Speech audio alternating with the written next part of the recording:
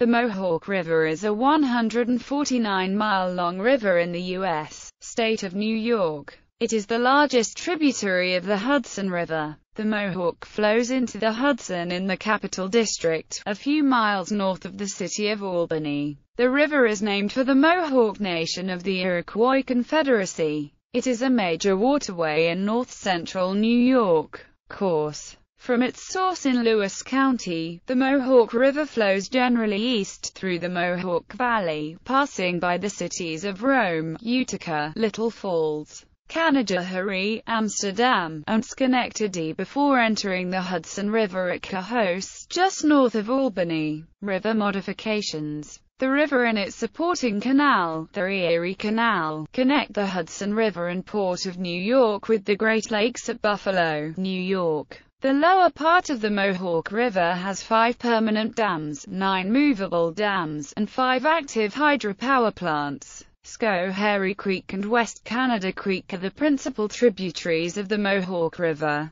Both of these tributaries have several significant dams, including the Hinckley Dam on the West Canada and the Gilboa Dam on the upper reaches of Schoharie Creek. The Gilboa Dam, which was completed in 1926, is part of the New York City water supply system, is the subject of an active and aggressive rehabilitation project. History. The river has long been important to transportation and migration to the west as a passage through the Appalachian Mountains, between the Catskill Mountains and Allegheny Plateau to the south and the Adirondack Mountains to the north. The Mohawk Valley allowed easier passage than going over the mountains to the north or south of the valley. As a result, it was strategically important during the French and Indian War and the American Revolutionary War, and a number of important battles were fought here. The fertile Mohawk Valley also attracted early settlers. In the early 19th century, water transport was a vital means of transporting both people and goods. A corporation was formed to build the Erie Canal off the Mohawk River to Lake Erie. The canal cut shipping costs to Lake Erie by 95%. It also simplified and reduced the difficulties of westward settler migration. The Mohawk Valley still plays an important role in transportation. Railroads followed the water-level route, as did major east-west roads such as Route 5 and Interstate 90.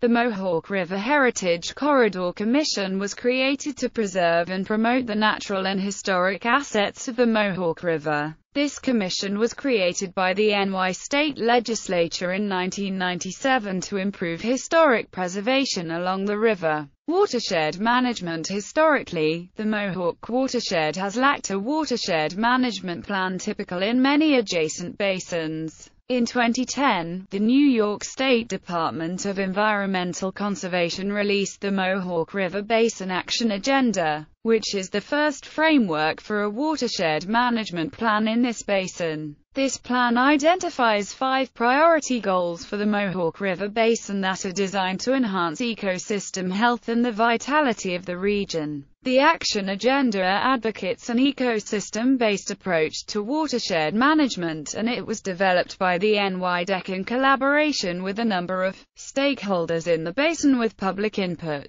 In late October 2014, Riverkeeper, an environmental advocacy, clean water watchdog organization, announced that they will be expanding the reach of their efforts from the Hudson River to the Mohawk as well. http://www.utica.com/article/20141026/news/141029514 Flooding and discharge. The Mohawk River has a relatively long record of flooding that has been documented back to settlement in the 17th century. The average volume of water that flows through the Mohawk is about 183 billion cubic feet every year. Much of the water flows through the watershed in the spring as snow melts rapidly and enters the tributaries and the main trunk of the river. The maximum average daily flow on the river occurs between late March and early April. For the period between 1917 to 2000, the highest mean daily flow is c. 18,000 cu feet as measured at Cohoes, near the confluence with the Hudson. The lowest mean daily flow of 1,400 CUFT occurs in late August. There is a long record of significant and damaging floods along the entire length of the river. Because the river and its tributaries typically freeze in the winter, the spring melt is commonly accompanied by ice flows that get stuck and jammed along the main trunk of the river. This annual spring breakup typically occurs in the last few weeks of March, although there are plenty of floods that have occurred before or after this time. These ice jams can cause considerable damage to structures along the riverbanks and on the floodplain. The most severe flood of record on the main trunk of the Mohawk River was the spring breakup flood that occurred from 27–28 March 1914. This flood caused a tremendous amount of damage to the infrastructure because it was a spring breakup flood with enormous amounts of ice. Ice jams of some significance occur about every other year. One major flood on the Mohawk was on 26–29 June 2006, during the Mid-Atlantic United States flood of 2006. Flooding was caused by a stalled frontal system that resulted in 50 to 330 millimeters of rain across central New York, and widespread flooding occurred in the Mohawk,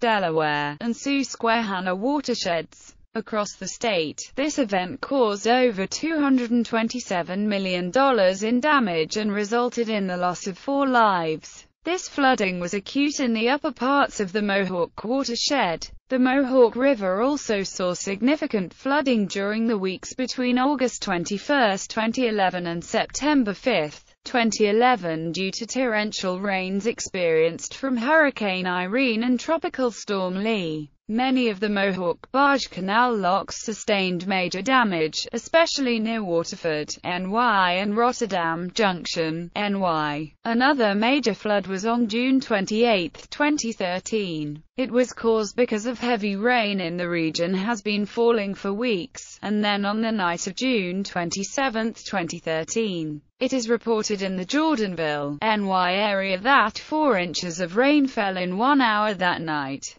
The next day, the Mohawk River completely flooded the valley. Residents were stranded and without power for approximately a week. There was extreme damage everywhere, especially Mohawk, NY, and Fort Plain, NY. Geologic history. The Mohawk watershed drains a large section of the Catskill Mountains, the Mohawk Valley proper, and a section of the southern Adirondack Mountains. All 3 regions have distinct bedrock geology, and the underlying rocks become progressively younger to the south. Overall, this part of New York is represented by lower Paleozoic sedimentary rocks that unconformably overlay the Grenville-aged metamorphic rocks of the Adirondacks. In the watershed, these rocks are only significant in the headwaters of the West Canada Creek. Much of the main trunk of the Mohawk River sits in Cambria Ordovician carbonates and Middle Ordovician sandstones and shales.